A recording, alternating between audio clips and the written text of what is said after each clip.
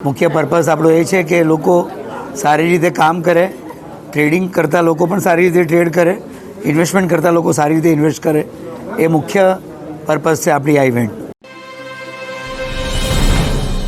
મારું નામ મિલન પરીખ છે. હું જૈનમ બ્રોકિંગ લિમિટેડનો મેનેજિંગ ડિરેક્ટર છું. આપણી આ ઇન્ડિયન ઓપ્શન કોન્ક્લેવ છઠ્ઠી ઇવેન્ટ છે. છેલ્લા 5 વર્ષથી કરી રહ્યા છીએ.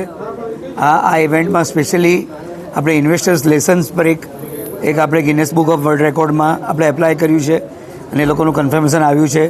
આપણે એટેમ્પ કરવા જઈ રહ્યા છે.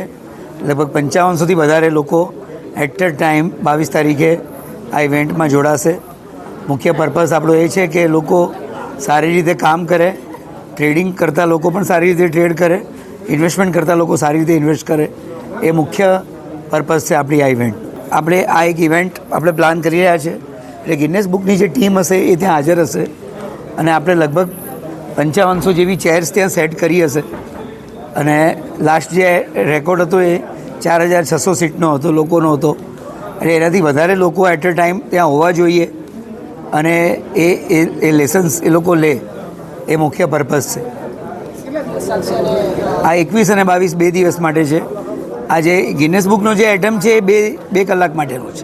આખા હિન્દુસ્તાનમાંથી એક્રોસ દરેક સ્ટેટમાંથી લોકો આવશે, જે દર વર્ષે આવતા જ હોય છે.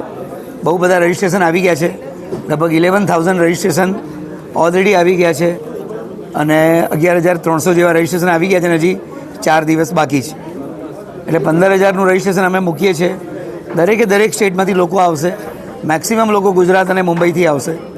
પણ એ સિવાય અને હેતુ એ જ છે કે લોકો એક સારું લેસન્સ લઈને જાય, ઇન્વેસ્ટમેન્ટ કરે. કોઈક માણસે ઇન્વેસ્ટમેન્ટ કર્યું હોય ને એને ફરીથી હિંમત આવે કે એટલીસ્ટ ટ્રસ્ટ આવે માર્કેટ ઉપર, એ મુખ્ય હેતુ છે.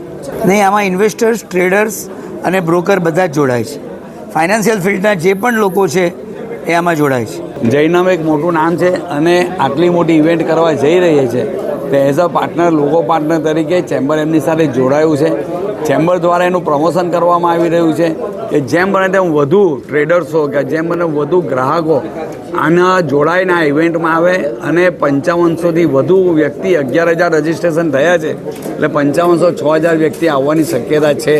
પરંતુ મેઇન જૈનમનો હેતુ એવું છે કે જે લોકો આજે ટ્રેડિંગ કરી રહ્યા છે, જે યંગસ્ટરો ટ્રેડિંગ કરી રહ્યા છે, તે વધુના વધુ સમજીને ટ્રેડિંગ કરે. કે આમ મોબાઈલ હાથમાં લઈને સર્ફિંગ કરે છે અને સવારે લીધા ને હાંધે વેચી દીધા અને પોકેટ મની જે કાઢતા હોય છે એ લોકોએ ખાસ લેસન લેવા જેવું છે આમાં. કારણ કે મિલનભાઈ કીધું તે પ્રમાણે 10% લોકો જ કમાતા હોય છે, 90% નુકસાન કરતા હોય છે. માટે આ એ લોકો માટે લેસન લેવાની જગ્યા છે, બોધપાઠ લેવાની જગ્યા છે કે કેવી રીતે ટ્રેડિંગ કરવું, સ્ટેબલ કેવી રીતે રહેવું, એને કેટલો વેઇટિંગ કરવું આમાં. માટે એના માટે ચેમ્બર ઓફ કોમર્સ પણ એવું ઈચ્છતી હોય છે કે વધુ ટ્રેડર્સો આવે, વધુ એ લોકો નુકસાન કરતાં ઓછા થાય અને પોતાની મની, પોતાના પૈસા, પોતાની લિક્વિડિટી યોગ્ય જગ્યાએ યોગ્ય સમયે રોકે.